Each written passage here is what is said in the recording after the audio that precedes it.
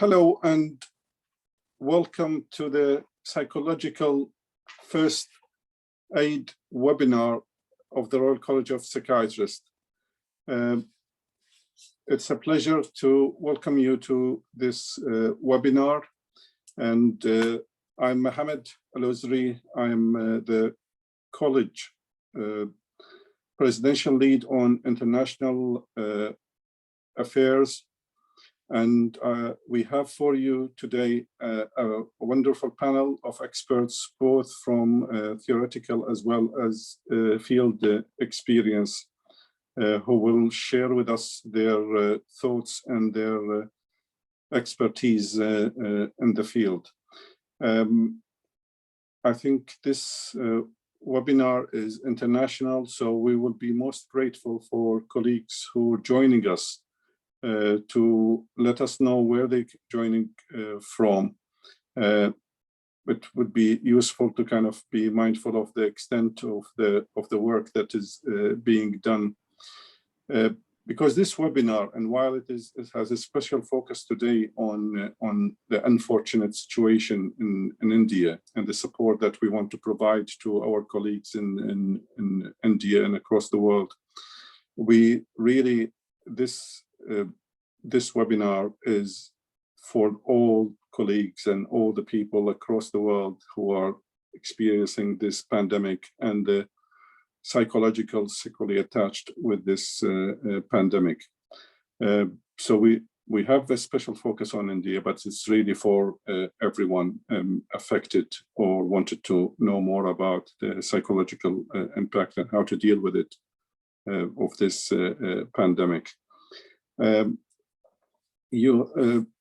You will have obviously the opportunity to ask questions. Please put them in the chat section. And if you wanted this question to go into a specific speaker, please make a note of that. We will try our best to answer all the questions provided, but we might, depends on the number of questions and the time, we might not be able to do that, but we would be able to link up with you and answer after the webinar. I think these are the main points that I wanted to share with you before starting by introducing our first speaker.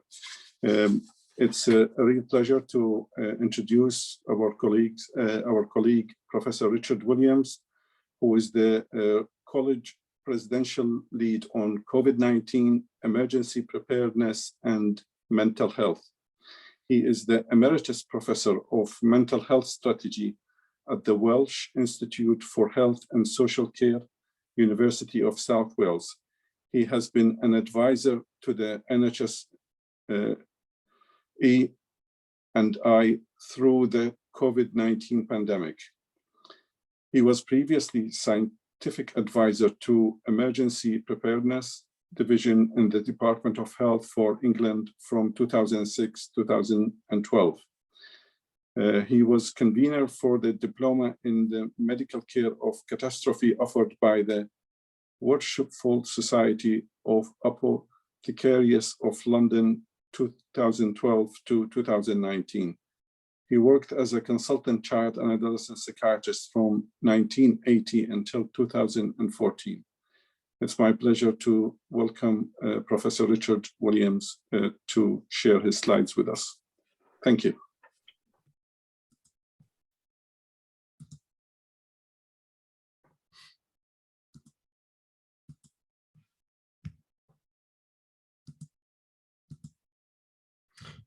Well, thank you very much, Mohammed. That's a very full introduction. Let me see if I can do some justice to that. I've been studying disasters of all kinds throughout my career, and it really took off in 2005. And we have to blame several things that took place in the 2000s for that. It became full-time in my life. But let's cut to the business straight away. I hope you can see the slides and they change as I move them along.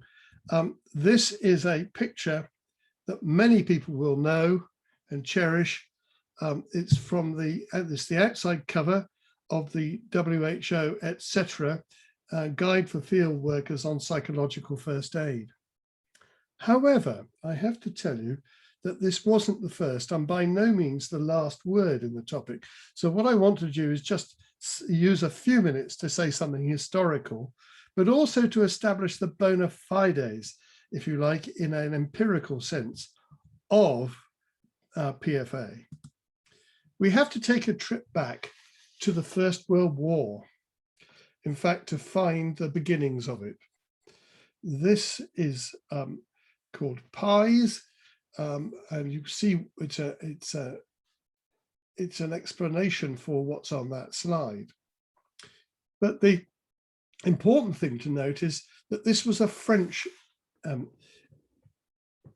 innovation. The British were largely preoccupied with what they called shell shock, a horrid circumstance, but not a lot of thought was given, though the more I read around the First World War, the more I know that that's not quite true, to how we might prevent problems arising. But this gives you a good indication of the history of PFA, which is partly military and partly civilian. So the advice was we should provide simple interventions to support people where they are. And the rule in the army was you don't take people out of the sound of shot and shell because they never come back. With immediacy, in other words, we don't wait. And I was very anxious, I have to tell you, in the previous version of the nice recommendations about watchful waiting. I have to say to you, I don't think that's very helpful at all. And certainly in our most recent research on the people who were involved in the Manchester bombing very nearly 4 years ago, it's very clear that what the public wanted was some kind of immediate action. They were right. But it's important it's done in the right way and that there should be some expectation of a good outcome. Surely we should be doing counselling and psychological treatments. No, says Ariel Sharleff in 2004, that the early interventions are bolstering communities and improving the recovery environment and not psychological treatments. Here's a definition of psychological first aid. It's one of the best I've come across. I don't know quite whether I like the term resilience in that, but it was topical of its time. I've done 15 years research into what is resilience, and by and large, we've got it totally wrong, but so it's sometimes best left out. But I think it gives you a sense of what we're trying to do here. And this is an intervention that was first designed to support the people who responded to other people whose needs grew out of being involved in something disastrous. So it was a supporting technique for responders, and it still is, of course, but I think we've extended it very considerably. My slides disappeared. Or are they still going? We can no longer see your slides. Oh, you can still see the slides. Okay, they just disappeared off my screen. Let me move on. I can't actually move them on this way. Can you take me off the screen? Because I can't get at the button which moves my slides on. Oh, drat. I may have to start again. No, I can't move that on. It was all going very well, wasn't it? Remove spotlight. Yeah, that's. I can't get at the little buttons at the bottom which move the slides on. So let me. There we go. I'm back. So just some sources of information. One of the first sets of people out of the traps were the staff of the National Child Traumatic Stress Network, who produced a field operations guide for PFA in 2006, and I have a copy of the first edition, given to me by one of the authors. But it's important to flag up Steve Hobfall's paper, written by some very eminent luminaries. It's readily available, and I've given you a way of finding it, who sets out the 5 essential elements of what they called immediate and midterm mass trauma intervention. Importantly, they survey the empirical evidence, and so I won't. And then I want to just highlight Marlene Wong, who focused this on children at school and in the community, and came up with these titles of listening, protecting, connecting, modeling, and teaching. But if we come bang up to date, and I'm skipping huge amounts of developments, I first wrote a PFA model for the Health Protection Agency, which became Public Health England later, back in about 2008. We updated it once, and it was widely used, particularly by paramedics. But at the beginning of this pandemic, we revised it again for COVID, and you'll find it completely free of charge on the Future Learn platform.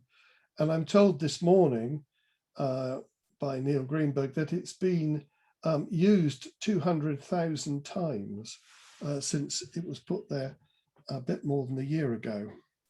So there's plenty of sources, huge volumes of sources. But let's go back to the Hobfall paper, and I've amended some of the things that's in Steve's paper.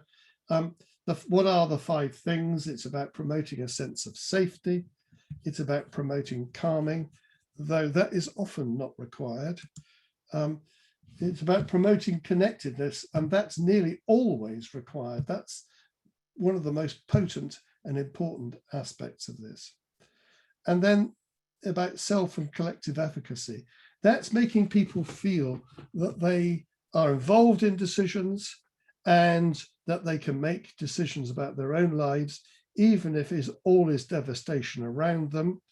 And that gives them a sense of agency, which is one of the, we've shown in research done since, that is one of the most potent things you can do for people in terms of restoring them.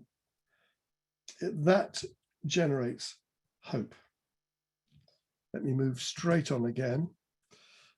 This is what's in that document from WHO, etc., that I showed you the cover of earlier. This is their set of 7 features. Everybody has a different number. It's a bit like the football scores, really. But there's this. But if you look through it carefully, you will see there are the same basic commodities, and that this is really is emphasized at the time because it was found that people were either not given information or things that were done for or to people that weren't necessarily well informed. So setting out some of these very basic things, and we train all doctors to be able to do this in the course that I teach on at the apothecaries. And this is incredibly important. Now, I had a rather nice email from an Indian doctor late last night saying he'd come across some of the stuff I'd written. And so I've altered the next sequence of slides slightly to reflect his advice. You see, there are a lot of important wider considerations because this whole business of PFA started small, but has spread out and has spawned, as you will hear this afternoon, a huge number of runoff and significant developments that have actually are now informing the UK's approach to the pandemic, I'm pleased to say. The first one is this, and this is a separation of people who are distressed from those who require biomedical interventions. And here I should add a caveat very quickly, which is that people use the word distress in very different ways. If you speak to mainstream psychiatrists, what you learn is that they think that these are the symptoms of depression and anxiety and stress. No, they're not. They occur in almost 100% of people. And we've looked at, with our Manchester cohort, the real things that people suffered when they were distressed rather than those we imagined. A lot of the leaflets that are sent out are not up to date or right. So we've already asked the people at NHSE to alter them. The second thing to point out is we need to think where the stress is coming from. And it's become topical to differentiate primary and secondary stresses. So for instance, in COVID, being infected with the virus, running the risks of infecting your colleagues or your family members are those primary stresses. For those of us who are health carers, it's about facing the needs of our patients and the consequential work we do. And here's a sentence that was largely scribed in a joint chapter by Neil Greenberg, and you'll see why we said that in a moment. We should be careful about assigning the stress that people experience simply to the primary stresses. And there are lots of papers that were written early in the pandemic which focused on the people's experience of the virus and being ill, and they couldn't measure that up with the levels of distress that people were experiencing. The answer is, of course, secondary stresses. They are entities in themselves. They include all sorts of things where either the circumstances before events or during events are suboptimal. In other words, that society's reactions are not sufficient to deal with the problem posed by the virus. And I think that's a real thing that we've got to face in so many countries. We faced it, let's face it, in the UK, where we were supposed to be prepared. We were among two countries that were said to be the most prepared. Well, where was the PPE? I'd just leave that hanging. But what we're looking at now is an exhausted and fatigued staff.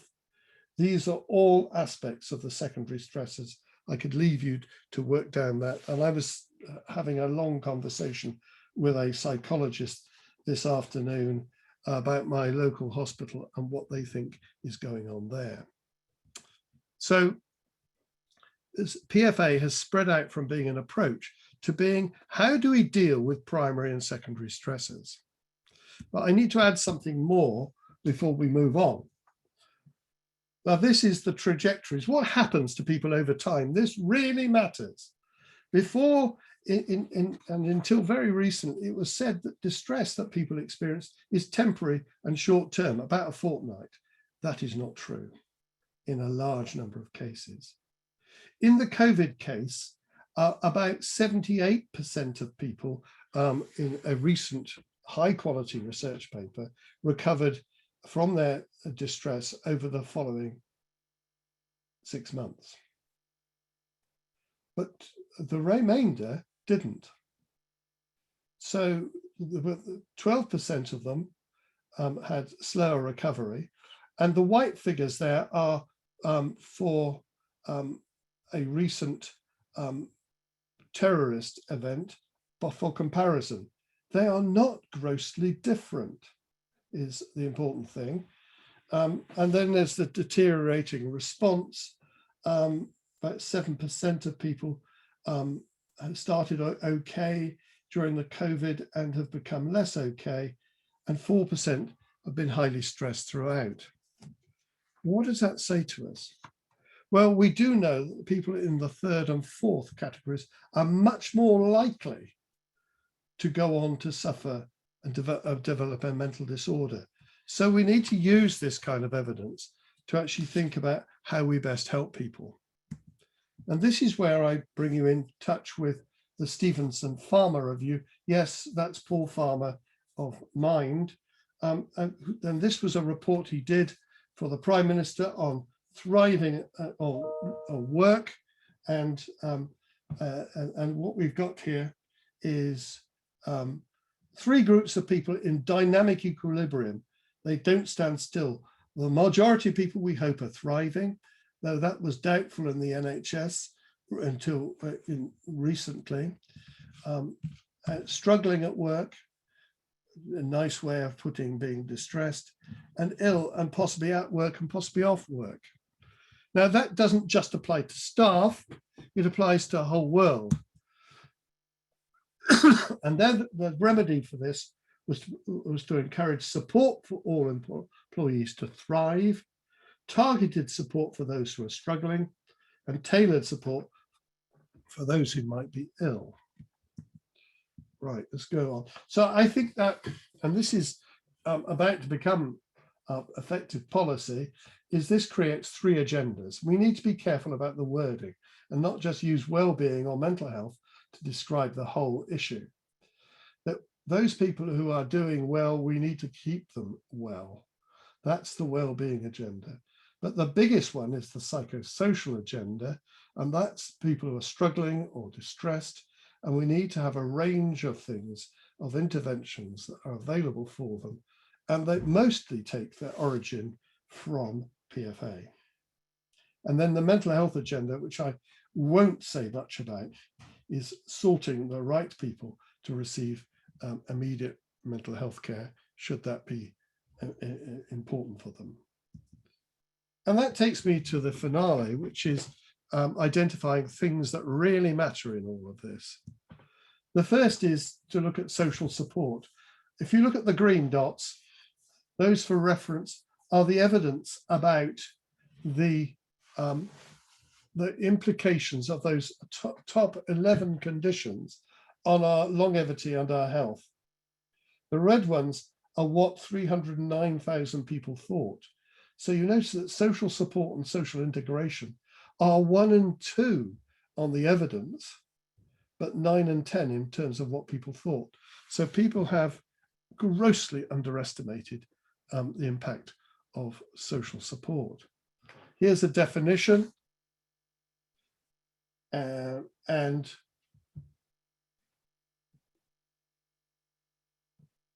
you'll notice that it consists of received social support, that which people get, and perceived. That's thinking, I am eligible because I'm a member of this family, this group, whatever, to be supported. And what we found was there was huge support offered for people in the first phase in the UK of the pandemic, but it stopped in about June and hasn't really recovered. And I've spent most of my ensuing time thinking about how do we support teams and bring back the embeddedness of support.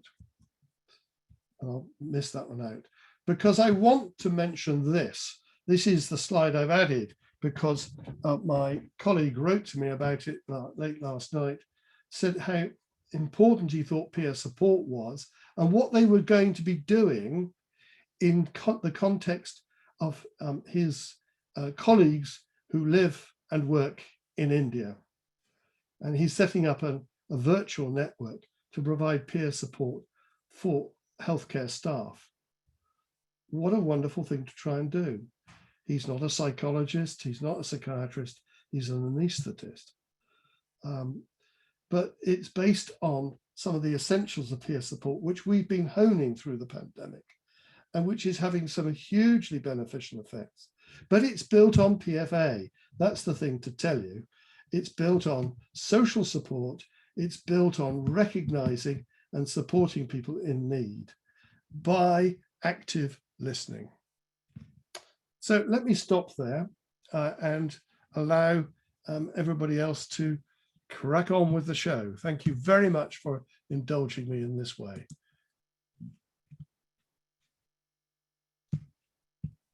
Thank you very much, Richard. Plenty of thought to consider, and I'm sure we'll come back to it. I'm moving swiftly for the sake of time. It's a pleasure to introduce my colleagues, Dr. Peter Hughes, who works as a consultant psychiatrist in South London. He has worked globally in humanitarian emergencies and development. And this is really an understatement about the great work of Peter. And he has worked in the Ebola epidemic in West Africa, worked with WHO, more recently on the COVID mental health guidelines. I think I will stop here, although there's plenty more to say about Peter. And also to introduce our colleague, Dr. Anas Ahmed, who is a consultant forensic psychiatrist in Birmingham. He's a chair-elect of the Royal College of Psychiatrists Volunteering and International Psychiatrist Special Interest Group. He is involved in teaching and training and holds the post of college tutor and senior academic tutor at Birmingham and Solihull Mental Health NHS Trust. He has been involved in providing humanitarian mental health training and support in low and middle income countries. So we have the double act of Peter and Anas. Over to you, Peter, first. Okay, thank you, Mohammed, and thank you, Prof. Williams, because my talk is kind of a complement to Professor Williams and talking about practical aspects of psychological first aid. I would at this time plug the latest CPD module online for managing complex humanitarian emergencies, and also plugging our book coming out soon, sometime on global volunteering, and that we're 10 years old, our special interest group. So my talk is really looking a little bit about what it's like in the field. It's not going to be a training. This is not a training. But a PFA training is one of the great joys of things that I do because it's so participatory. Everyone just shares an experience. I'm going to be talking through examples and applications, do's and don'ts, kind of from my experience, but based on the documents we've heard about already. So the documents that I'm mainly going to be referring to are the psychological first aid document, and the adaptation that's now used for COVID, basic psychosocial skills. And I recall also as well that we adapted psychological first aid for Ebola, for the Ebola epidemic in West Africa in 2014-15. And I'll talk a little bit about that as well, because people ask me, how does Ebola compare to the COVID experience? So psychological first aid, it's got three things you need. You have to be humane. So first of all, first qualification is you have to be a human being to do psychological first aid. Do you need to be a psychiatrist? Absolutely not. And sometimes it can be quite an impediment sometimes, but you have to be a human being and open to being a human being. Although probably you could say cats and dogs and pets probably have a role in psychological first aid. It's practical. So this goes beyond your psychiatrist role. This is sometimes where you have to put your hands in your pocket, take out your phone, money sometimes even. You've got to go beyond your role as a psychiatrist.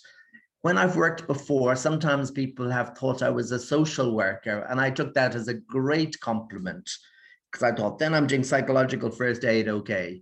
And it's supportive. You're being a human being supporting another person. And that can be as little as sitting with someone in grief and just letting them talk or even say nothing, but you're just there with another human being. They do this a lot in countries around the world, like Japan, they do this an awful lot. And you'll get a lot of fire workers are trained in psychological first aid, GP receptionists. We've used psychological first aid in the UK. We've done some training in our local hospital, and we found it very effective. So I'm going to take you a little bit to some of my experiences. This was in Haiti in 2010, and this was the nursing home where, I think nursing college, where about 100 nurses died at the time. And really, when I look back at this picture, I can remember walking past it and literally seeing body parts everywhere. And what I remember as well is we all just walked past like it was nothing. But I remember how all of us kind of our own breaking point, and we all broke down in some way in terms of the staff, and the level of distress and stress was so high amongst the community. So I'm thinking about the kind of work I was doing there, and thinking about what happens in times of stress. You get a load of problems with substance abuse, violence, grief. You get a load of rape. You get a load of vulnerable people being exploited or suffering. So every day of the week, I used to see women or girls who were victims of rape. And what I did with psychological first aid, although I didn't think I was doing it at the time, is I would check with those girls, have you got a shelter? Have you got a place to stay tonight? Have you got some money? Or are you going to be safe tonight from being attacked again?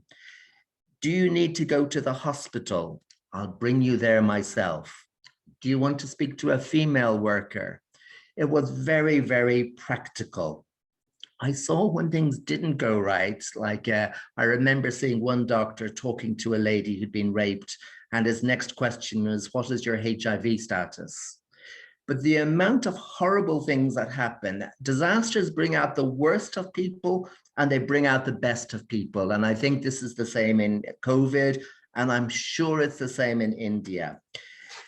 A lot of grief, just listening to people. I was thinking about a child I saw, and he kept picking up the phone to try and speak to his daddy, who had died in the earthquake a couple of months before, but his mother hadn't told him. Psychological first aid is about giving good information and being honest. And what I saw was that he was suffering, he didn't know what was happening, and his mother had got a depressive illness as well as the grief. I spent a lot of time telling people that they were doing really well considering all things that were happening, and that they weren't mad, that they weren't going to have a heart attack or they weren't going to have a stroke. I remember one case I saw was of this woman who brought her adult son to me, who clearly had autism, and he had bitten big chunks out of his arms.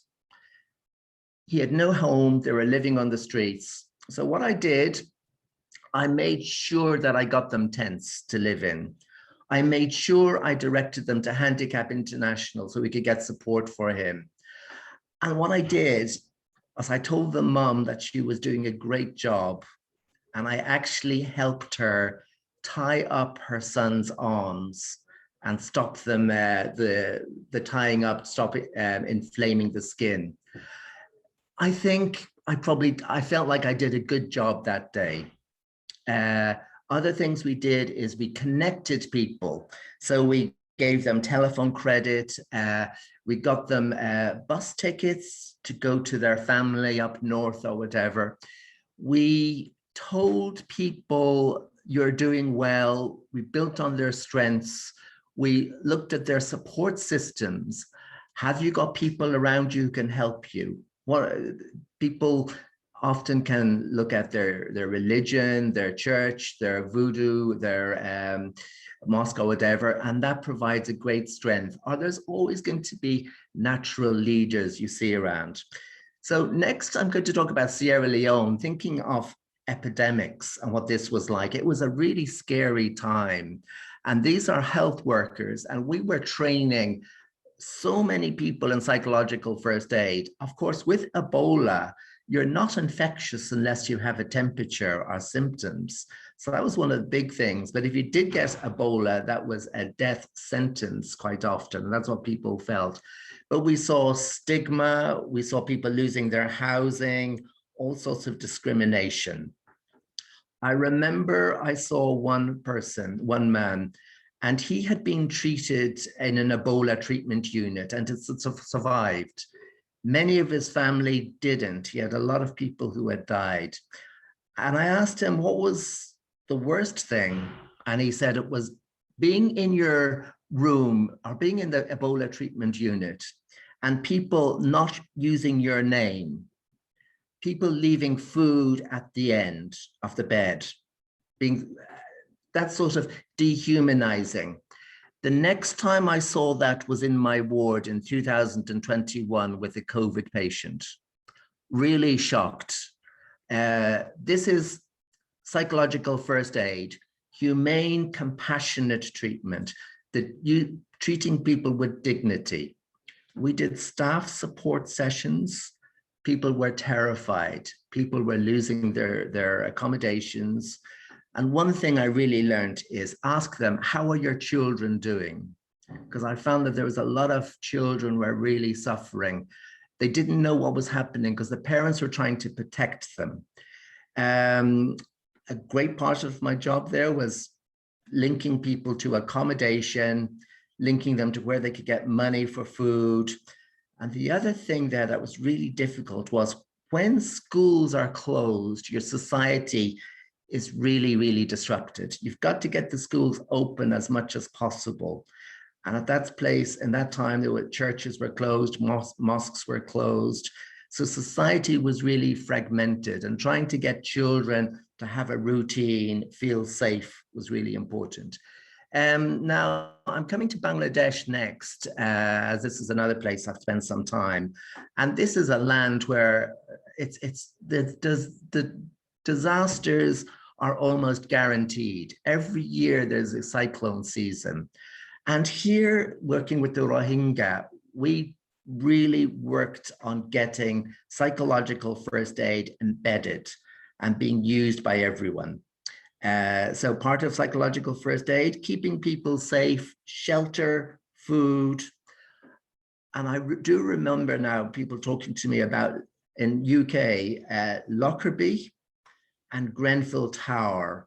What did people most appreciate after Lockerbie and Grenfell Tower? They appreciated, well, in Lockerbie, they appreciated the Salvation Army tea van and getting tea. And similar for Grenfell, it wasn't an army of counselors. It was the human contact. PFA, I call the sort of cup of tea treatment. It's you provide a cup of tea, you share it with someone. So the steps of PFA, and I'm referring to the WHO one particularly for this, it starts with prepare and the 3 L's. Preparation, you need to have good information. So you need to know about what are the resources around. Where can I go for shelter? Where can I go for food? Where is a safe place if I'm at risk of being raped or I'm at risk of being assaulted? The 4 W's is the who is doing what, where, when. Coordination is really important. The desk review, getting all the information. So in Haiti, for example, we read up everything about the Pakistan earthquake. In Sierra Leone, we looked up a lot of anthropology information, literature, about like burial rituals, because funerals and burials was such a big part of my work in different places. With disasters, we know that there'll be an increase of mental health conditions and a lot of stress and distress. We know as well that most people get over it by themselves. People are very resilient. Now, a question people ask me is, what would I do in India? And it's a bit impertinent of me as an Irishman in Britain to say what I would do in India. But I do know that this awful time in India, I'm afraid, will go to other countries as well. The rate of COVID in Nepal, for example, is going up. So what I would tell people is messaging. I would keep reminding people about wearing their masks. They call me the mask police in my work here anyway, and that's exactly what I'll be doing. I'm telling people, keep safe. I would give money to grassroots organizations who provide food for people, families when someone is in hospital, help kids get to school when there's the parents are in hospital, practical support, invest in people. I would let your families in India know that we know that you're suffering.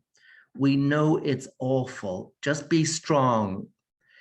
Longer term, I think distance support, helping people in their grieving process, and primary care mental health integration, which is one, I think, of the key things in building back better, making things better after an emergency.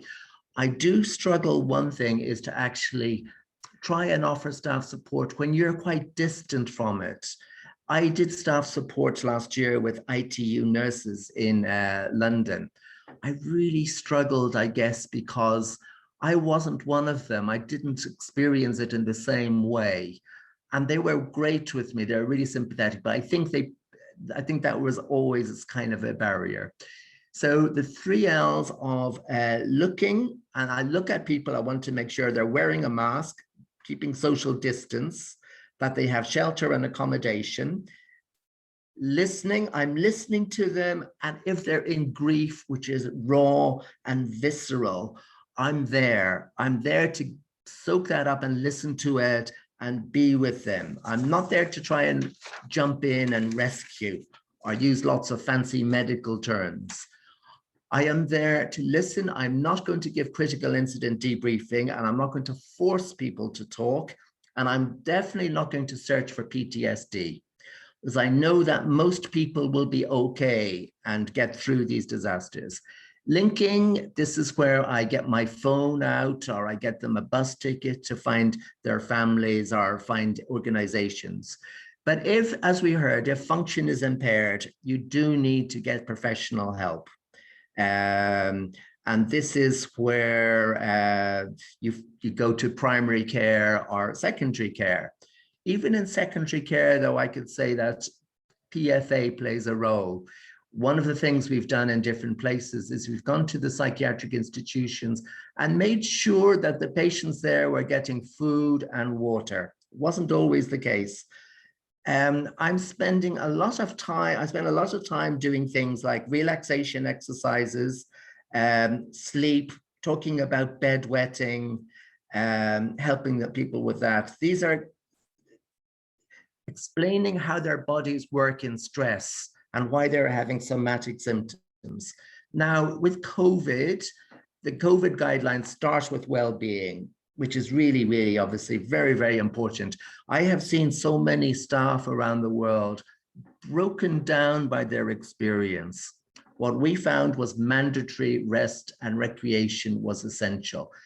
Good communication, practical support, stress management, we'll hear a little bit now with Sophie as well, but you're reducing stress, increasing support.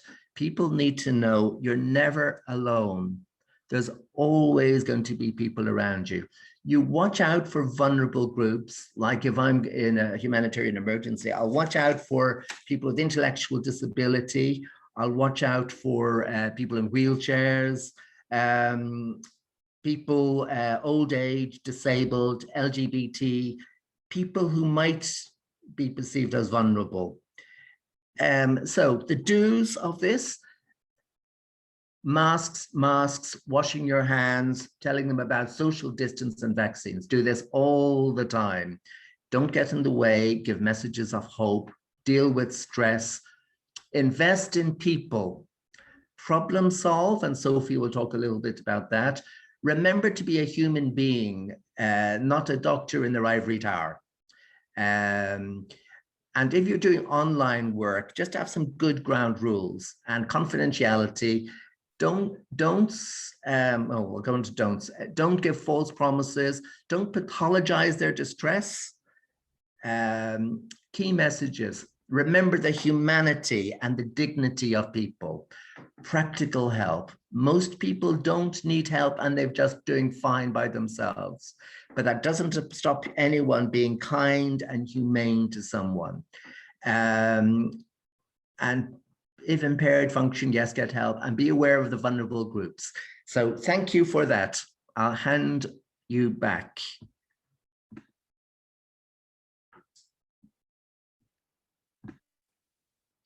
Thank you, Peter. If we go straight to Anas.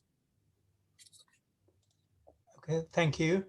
I'm putting up my slides. Hopefully people can see my slides.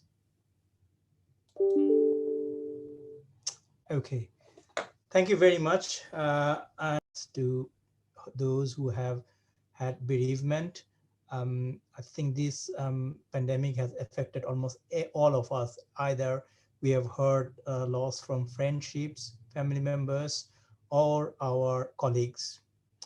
So my talk is more focusing on what as a psychiatrist we could do to help others. And this COVID pandemic have given me a great hope, being a psychiatrist, that I could now expand my hands to wider remit. I remember when I first chose a psychiatry as a career, it was always a Cinderella specialties. It was mostly looked down, but now during the COVID time, all my colleagues came back to me. There has been a lot of talk about PPE, but there is little talk about the psychological PPE. I'm going to share with my understandings and my learnings of using the psychotherapeutic skills for non-psychiatrists. Now, the first my learnings is the use of supervisions. Now, in psychiatry, we are used to supervision practices. Our trainees are having protected time, and as a consultant, I also have supervisions. But that doesn't happen across the other medical specialties. In fact, in healthcare facilities, it's only the psychiatrist and the social worker, those who are using the supervision on regular basis. Now, what I thought, perhaps we can impart our knowledge to other medical specialties, the importance of supervisions. I've come across junior doctors calling me all over the world that they felt terrified to go back to work. They felt there is no hope for them, and they felt they can't tolerate anymore the stress. Outside the psychiatry, the other specialties focus mostly on the skills that one can use for their, sorry, the phone has gone off. Okay, so one can use for their medical skills. But I think as a psychiatrist, we can highlight the importance of emotional well-being and containment through supervision, and that would require certain structures that we are used to and certain environment. I think this is something we could advise our colleagues. And certainly it worked for me, because when I advised the supervisors or for the junior doctors, they looked after them, and it helps the junior doctors to cope a lot. And I must emphasize that it is not only the trainees, but also other senior grade professionals do need supervision in this type of extraordinary situation. The next one I would like to highlight is the Schwartz ward round. So what it means, it is good for an organization. Say, for example, in our clinic, we have around 20 odd doctors and other health professionals, all together 50 or 60 odd. Once in a month, we meet together, and one of our colleagues would share their emotional toll or their distress or their problem they're facing. What tend to happen if it comes from someone senior, that actually empowers other lower in the hierarchy to relate, and then take it up on the chin as well, that it's not only me, it's even the most senior person who come across as a very strong or powerful does suffer from the emotional toll. So there is a good literature, and there are some ways to run the effective Schwartz ward. You will find it if you look into the medical literature. Next one out, I learned a lot about the moral injury. I think my previous speakers have specifically said that most of the cases, this kind of distress or this kind of trauma resolves on its own. So moral injury is not a mental illness if you compare with the PTSD.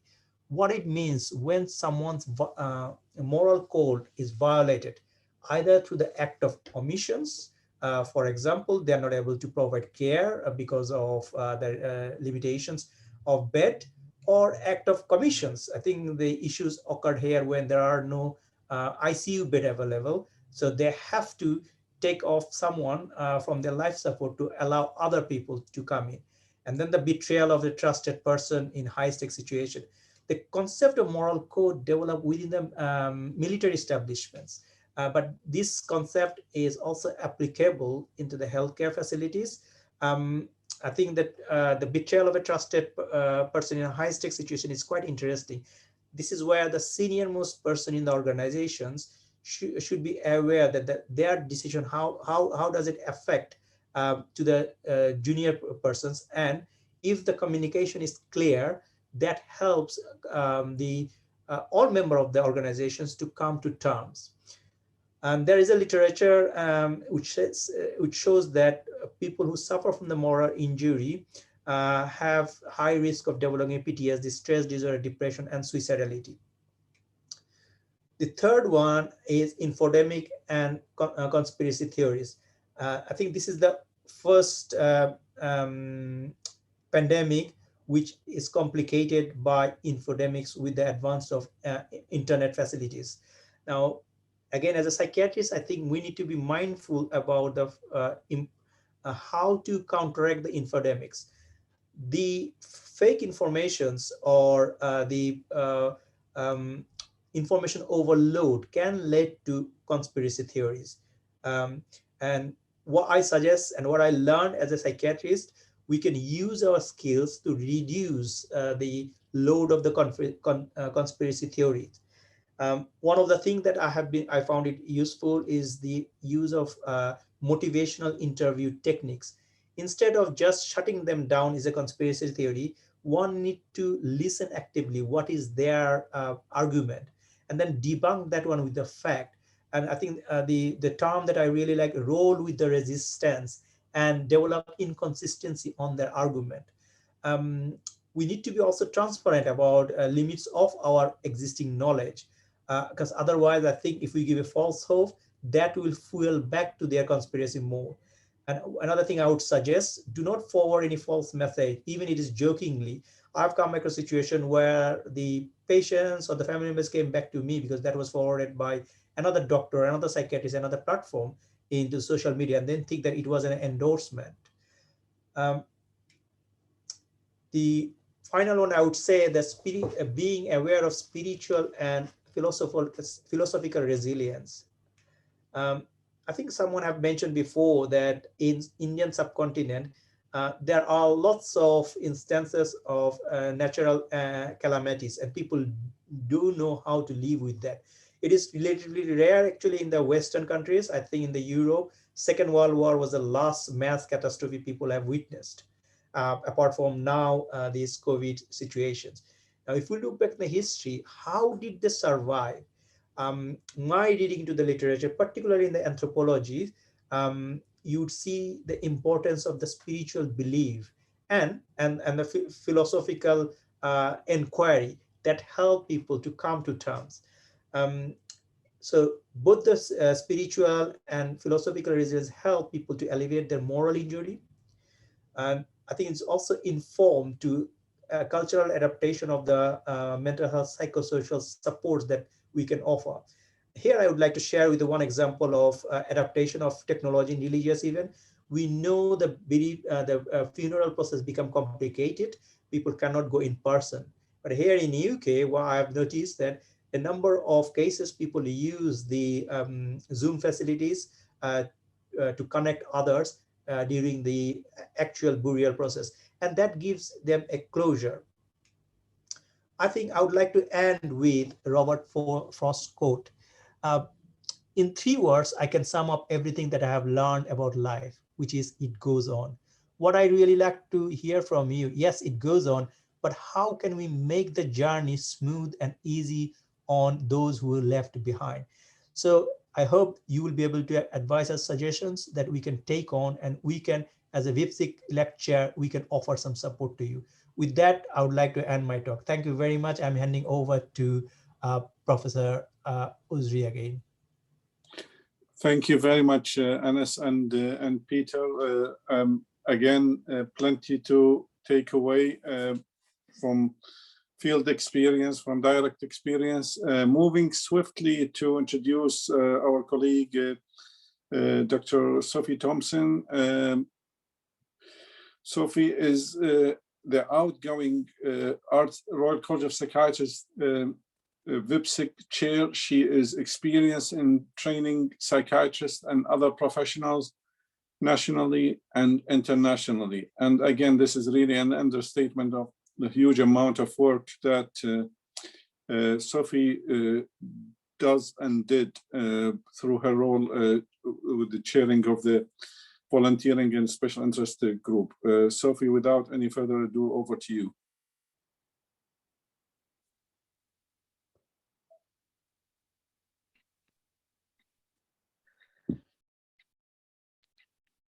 Thanks very much for those kind words, Mohammed. Taking care of yourself and colleagues in the midst of trauma. This is a very practical talk based on my reading and my personal experience. Next slide, please. Taking care of ourselves in trauma situations is basically not important, it's essential. We have to stay well enough to do the work properly and to be able to continue to do it. And this can be very difficult because usually there is so much need, so few resources. People are not in their normal lifestyle with supportive structures and routines, and it can be very easy to forget or to postpone self-care. But I put to you the phrase, my first responsibility is to myself. Certainly not my only responsibility, but as I'm responsible to my team and to the task at hand, if I keep myself well, then I'm useful. But if I'm not looking after myself, I become a worry and a problem and a burden to the rest of the team and what we're trying to do. So taking care is both general. We all have things we need to do, looking after ourselves. But we need to also personalize a plan on what works for me. Next slide, please. So what are we talking about with self-care? Well, we're talking about caring for our minds, our bodies, our social networks, and probably our spiritual lives, if that's important to us. And first up is knowing our personal signs of stress and what helps us, which can take considerable reflection on one's life and what's important and how one will cope. Practicing kindness, gratitude, and positive self-talk is a nice ideal, and it certainly helps working with a team. But that has to be set within the context of some boundaries and making a routine. I sometimes think doctors know that the heart has to fill up before it can pump out, and that applies to our minds and our bodies. Prioritizing personal health, hygiene, in particular sleep, eating enough as well as we can, exercising somehow. We all know the value of exercise in our mental health, and talking, phoning friends, writing, spending time with people regularly. Some people withdraw, others talk too much, but we need to maintain our social networks. And possibly, if one is working overseas, to consider new ways based on what's available, creative expression. I've heard of people who've taken up cards and sewing and all sorts of interesting things. Okay, so that's a brief run through on what we'd like to be able to do and hopefully we'll plan to do. Next slide, please. But what about our colleagues? We're in a team usually, and we can borrow from PFA on the look, listen, and link. Looking out for our colleagues, what are their experiences and views? And this is where awareness of cultural issues and diversity comes in, because often in trauma situations, there are people from all sorts of different backgrounds, different ideas and beliefs and priorities. Listening has to be especially good. And it may be that we need to link colleagues to important others and information. Next slide, please. Let's look at this a bit more. What are we looking out for when we're looking at our colleagues or ourselves for that matter? Signs of stress and strain. Well, there's a huge list, and it's very personal and individual, and maybe someone's just having a bad day, but perhaps if someone is changing their behavior or having difficulty functioning normally and caring for themselves or others, problems with basic things like sleeping and eating, things like forgetfulness, anger, anxiety, detachment, risky behavior, particularly misuse of drugs or alcohol or indiscreet sexual activity. Others may be withdrawn, low mood, fighting with the others, etc., etc.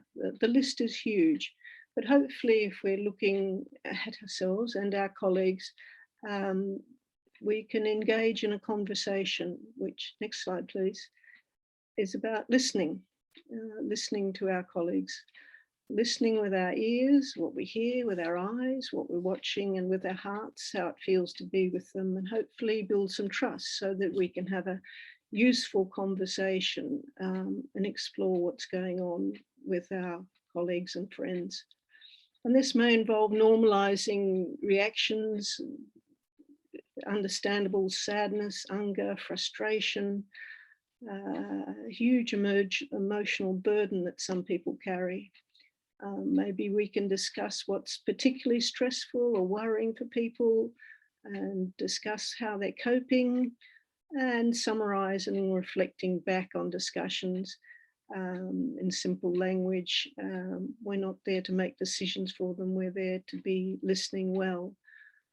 And maybe, next slide please, that we need to link them or remind them of some useful ideas about regular breaks. And if someone is accountable to us, we may even insist that they have breaks. We know that the big NGOs internationally insist on people having regular days off and breaks. Reminding people what we all know about healthy eating, drinking, exercising regularly. Talking about feelings isn't everybody's cup of tea, but hopefully that can happen sometimes. And perhaps reinstate some encouragement to contact friends, family and colleagues. Anis has mentioned linking people to useful, accurate information if it's possible or available, as often in trauma situations there's a lot of chaos and misinformation. And maybe helping someone find the information they need if it's possible. And it may be that supervision, link them to supervision and follow-up meetings. Next slide, please. Right, now, two other things that we've found useful in our work internationally is a very shorthand aid memoir on psychosocial support, which we call the hand technique, which very simply is for each of your 5 fingers on a hand, think of 5 people who you could turn to, who'd be there for you, who you could contact and speak to. The 2 lines across a hand are for activities that you find helpful or soothing or relaxing. And finally, the 2 lines, yes, there are 2 lines across the wrist there to remind us of sayings that we find helpful and comforting, or affirmations as they're sometimes called. So that's a sort of quick way to remind ourselves of what might be helpful. And of all the things that we've taught around the world, this one keeps coming back. Secondly, next slide, please.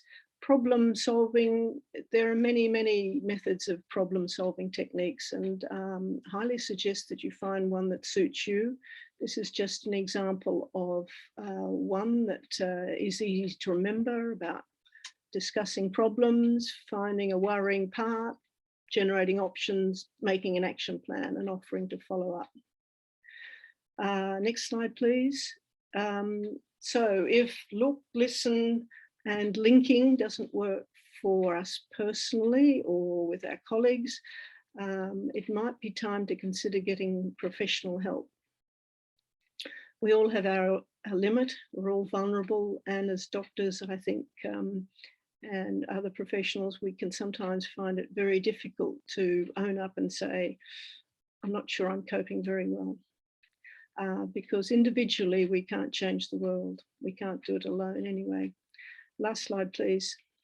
this is a thank you to you, and to suggest that this particular course, which is supported by Public Health England, is an interactive course that I think you would enjoy and covers a lot of what I've just been speaking about. Thanks very much. Thank you very much, Sophie, for sharing with us your experience and your expertise. And thank you for sparing us a few minutes, which hopefully will go into the question and answer session we aim to have after all the presentations. Moving into our last presenter for today is Dr. Bhavana Chawda. Sorry. Dr. Chawda is originally from India and has lived and worked in the UK at the NHS for 27 years. She is a general adult psychiatrist in addition to having managerial responsibilities at the Black Country Healthcare Foundation NHS Trust. She is the Vice President of British Indian Psychiatric Association. Thank you very much for joining us, Dr. Chawda, today to share with us some perspective from India. Like I said, although this is a special focus, but really whatever is happening in India is very relevant to the rest of the world. So over to you, Dr. Chawda. Thank you, Professor Mohammed Al-Uzri. Can I have the second slide, please? Second slide. So in this presentation, I'll cover what's the current situation and impact in India, and what support is available for the professionals in the NHS here for families and friends who are back in India, and a little about British Indian Psychiatric Association's work, and also the collaborations with other sister organizations and moving forward. So can I have the next slide, please? So as we know, the COVID situation in India is caused by a mutant virus, B1617. We know that viruses always mutate, and we have the Kent variant, South African and Brazil variant. And right now, India is the epicenter of the global pandemic caused by the variant virus, causing serious illness and infection with a 30% higher rate of death with rapid spread. And the death, even though underreported, are around 300,000. And as mentioned previously by other speakers, it's the risk of a global problem if not contained properly. And the deaths are highest in the elderly with underlying conditions and in unvaccinated population. Next slide, please. And since April, the number of positive cases have gone up, like 2,000 cases per day. And India being a highly populated and highly density situation, it's a perfect incubator for the virus with the danger caused by rapid transmission. And the exponential increase in India are caused by large gatherings, religious, political gatherings, big weddings, workplace and markets fully open, and transport in full operation. And India's cases are next to USA and Brazil. And like anywhere in the world, the second wave has been extremely deadly and devastating. And you would read in the media saying what is playing out in India has unfortunately played out in other countries also. And like what the WHO chief scientist says, the virus don't respect borders, nationalities, age, sex, and religion. And it is for us to contain the virus. And can I have the next slide, please? With the pandemic, the society is broken down, the social structures and cultural practices are broken down. The COVID cases, both in the rural and the urban areas, are overwhelming the healthcare. so difficult to get acute hospital beds, and makeshift hospitals are created by charities and in places of worship. The fatigue in the professionals is extreme, and there are deaths within healthcare professionals and doctors, and the infection is complicated and intensified by fungal infections. Burials, funerals have become difficult. The crematoriums are unable to cope, running short of spaces.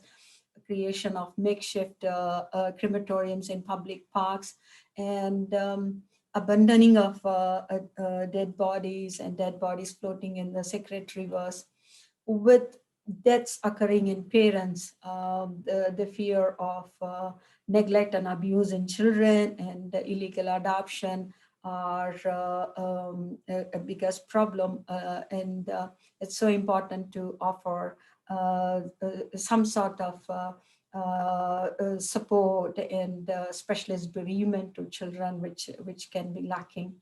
Next slide, please. With the pandemic comes multiple and rapid losses.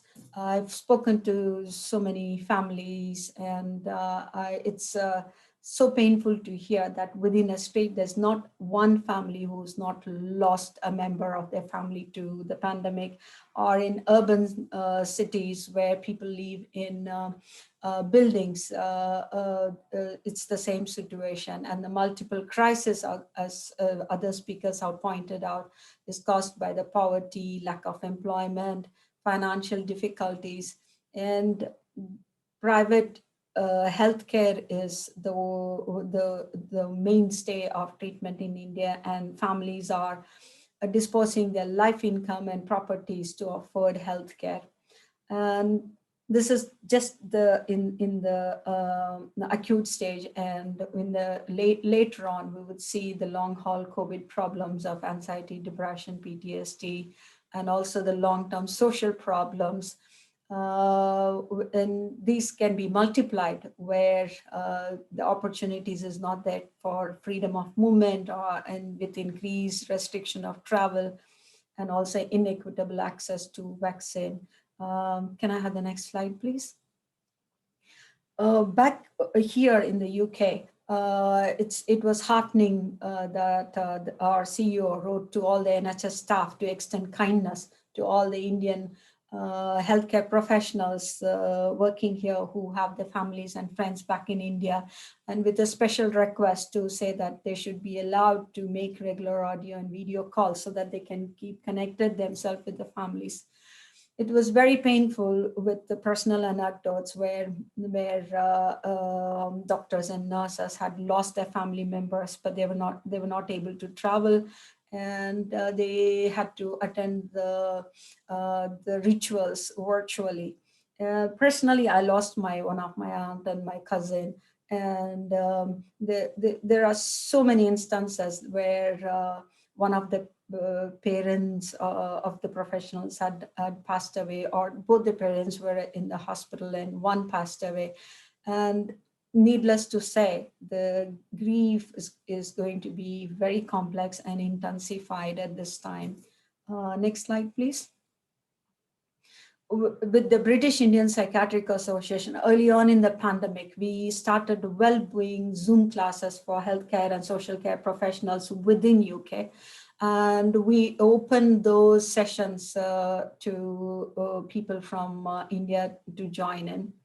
And early on in the pandemic, we started Healing Together session called Vishwash, which means faith. And this was to allow professionals who are in UK, who's from Indian origin, to actually join in and have a way where they can connect with each other, offer support in the grief, share their feelings, and with the idea to create a safe space where they can discuss and seek help, hope, and healing. We had a collaboration with a few psychiatrists in Australia and India, and they pointed out that bereavement counseling was lacking. So BIPA actually had a collaboration with Winston Wish and Cruz in UK, and we trained 20 psychiatrists with a view that they would train 5 counselors back in India so that they could offer counseling to the families and the children. And we are looking for 50 psychiatrists to train so that they could train 250 counselors back in India. And we are also starting COVID India support supervision to supervise the 5 counselors. And as previously mentioned, it's so important to have a peer support. And this we are going to do in collaboration with sister organization. Can I have the next slide, please? So BIPA actually collaborated with another association called BAPIO, which is the British Association for Physicians of Indian Origin, and APNA NHS. APNA means our, my NHS. And we raised funds and we sent ventilators, oxygen concentrators, and pulse oximeters. And furthermore, oxygen extractors have been ordered, and these were distributed in India through an Indian charity called the Mukul Madhav Foundation. As Peter mentioned, it's so important to look for the basic needs. And so through a charity called Akshaya Patra, which is already an established charity, the money was sent to this charity to feed the poor, to offer hot meals and fresh meals. And telemedicine program was also considered, whereby to support the exhausted professionals. And there is an association called the British Indian Nursing Association. They regularly had prayer sessions over here so people could join in. What is needed now is that we need to gather more funds in the crucial time. And the plea is, as Peter mentioned, dig into your pocket, either in terms of money and also, more importantly, the expertise, and generously to offer, so that literally to say India can breathe again. Can I have the next slide, please? So moving forward, it's about raising awareness of the serious illness, reminding about following the COVID safety measures and vaccinations, and to understand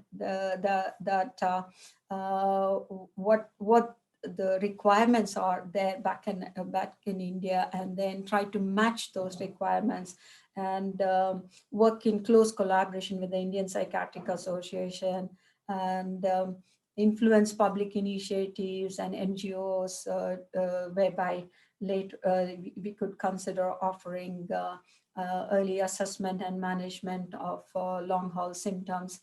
And importantly, back here, how could we gather up volunteers to offer virtual consultation? And we'll continue to train the counselors. Very important that we remind ourselves, this is the time. We are kind and generous. As we all know, none of us are safe until all are safe. And thank you so much for this opportunity.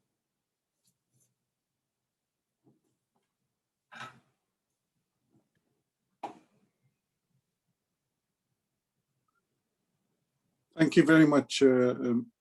Chawda, for sharing with us the terrible situation in India, and the good work that kind of started. I'm pleased to say that the Royal College of Psychiatrists is supportive of the initiative by BIPA to get volunteers to the work that you have mentioned, and we're working closely with the leadership of BIPA. In fact, one of our first volunteers, Dr. Thomson, have already joined the group to support the efforts in India. Again, thank you very much for all the speakers for their presentation, for sharing their thoughts. And now we have the opportunity to answer questions that were put forward. If I go into, there's some of the questions in the in the chat. And the remain. So if I start by probably the first question from Shahid Hussein Qureshi. There is a tsunami, floods and earthquakes in South Asia and India, Pakistan, Sri Lanka at the beginning of the new millennium. Do we know what was the psychological outcome in those communities? I wonder from the panelists who would like to answer this question.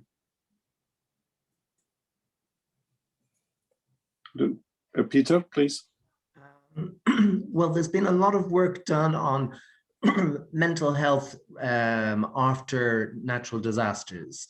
And that is what the thinking is, that there's a basic doubling of severe mental health problems after a disaster. So it goes from about 2% to about 4%. Milder conditions, maybe about from 10% in the background population, double. And then a huge rate of stress or distress. There's recently been a WHO paper in the Lancet, which has the latest update on prevalence of mental health disorders after emergencies. It increased PTSD rates a little bit to about 15%. And I really want the message to go across that people, please don't be searching and looking at PTSD everywhere. It doesn't help really doing that. Pick it up when it's appropriate. But a lot of depression, and they've increased up a little bit the severe mental health disorders, which can often get neglected in humanitarian emergencies.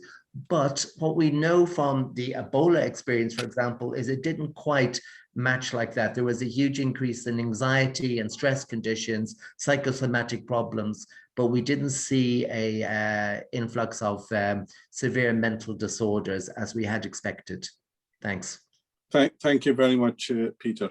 The next question is from, again, from Shahid Qureshi. If I can, is the communities where there is social support exist, do they not develop psychological problems? I wonder, Professor Morris, if you'd like to address this question.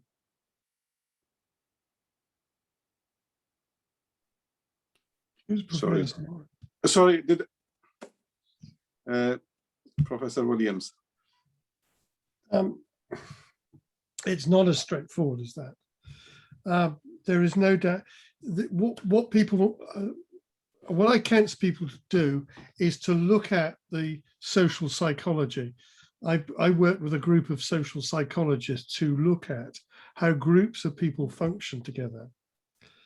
Where there is a feeling of a shared fate, you know, that what happens to me happens to my family, happens to the other members of my community, then the mutual support between people is so much greater, and the longer term consequences are much reduced. It's very easy to threaten that sense of being able to expect social support. As I've said, we managed to do it in the NHS workforce during the COVID pandemic, and it's taken quite a lot of effort to try and restore it. So I think it's all to do with the care we take in our communities about the relationships with people.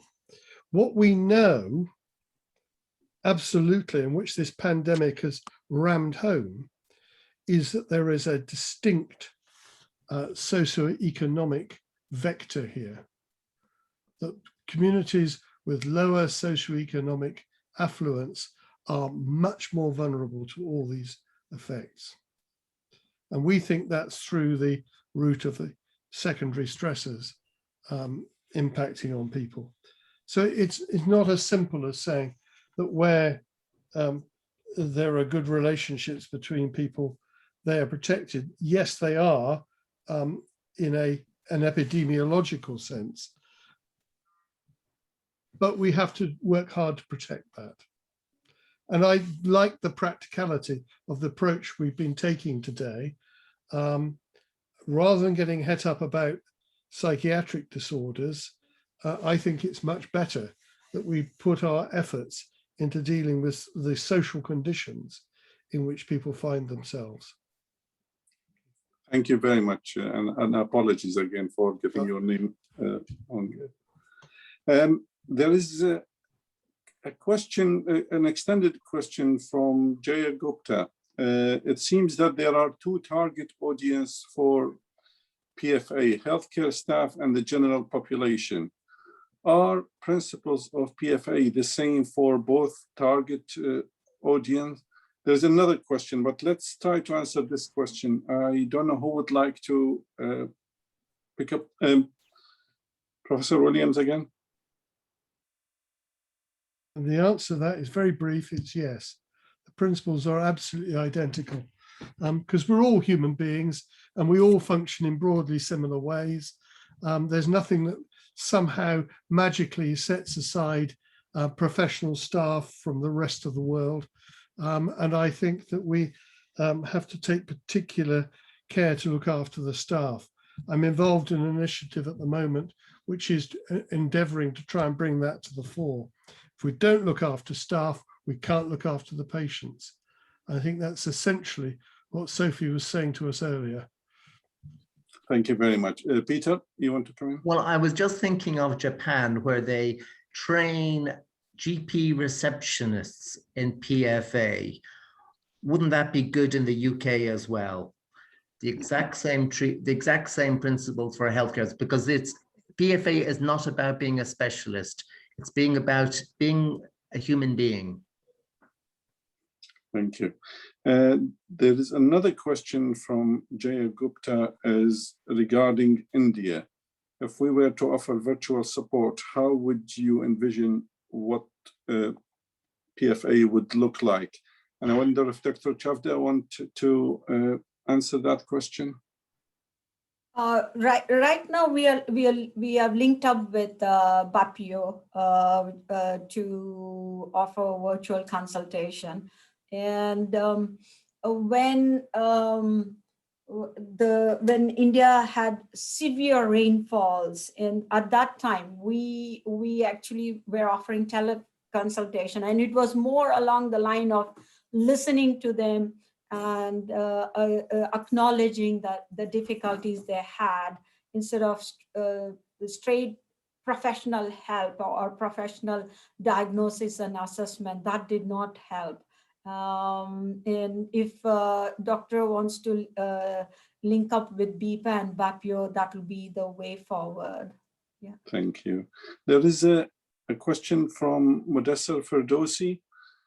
Does the reporting by media make things worse, and do psychiatrists have any role in telling journalists how to behave? The Indian Psychiatric Society recently issued a letter to the media not to highlight the plight and focus on positive things. I wonder if Anas or, Anas, would you like to answer this question?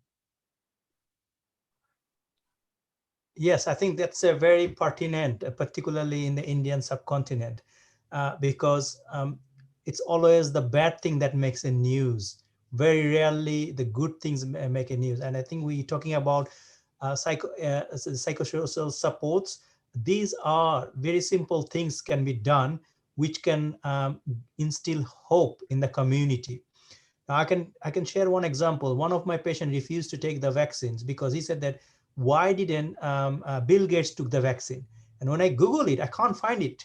So on the other hand, negative news, it spread very widely. And actually it was my CPN who eventually trawled through all of this. I think he sent an email again to the Bill Gates Foundation, found that Bill Gates did take the vaccine, but that didn't make it news.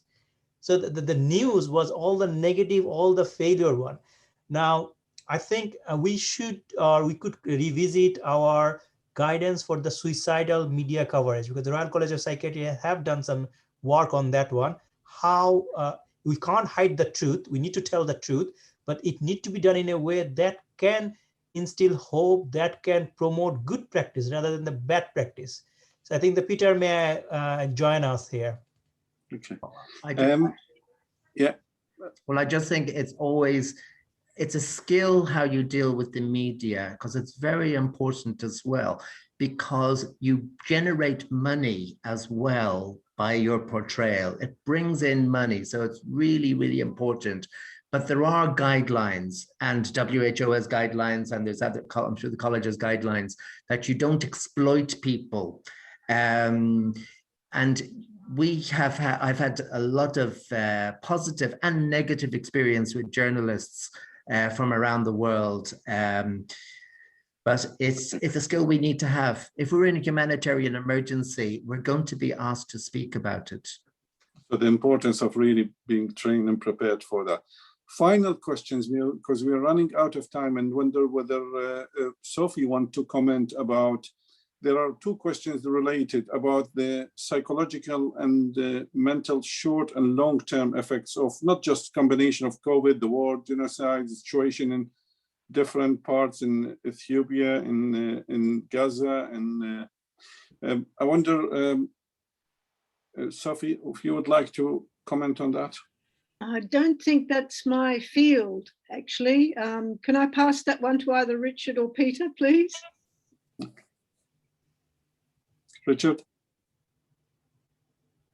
I think there is a well-known principle here that applies to children, and was enunciated about children, but in fact, it applies on a much broader basis, which is, it's not the type specifically of insults that people suffer, it's the number of them, which is actually adversely related to their mental health impacts.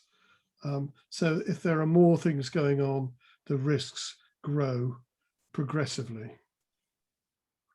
Thank you very much. On this very informative note, I think we don't have any more time, but my thanks to our expert panel for enlightening us on this very important, timely topic.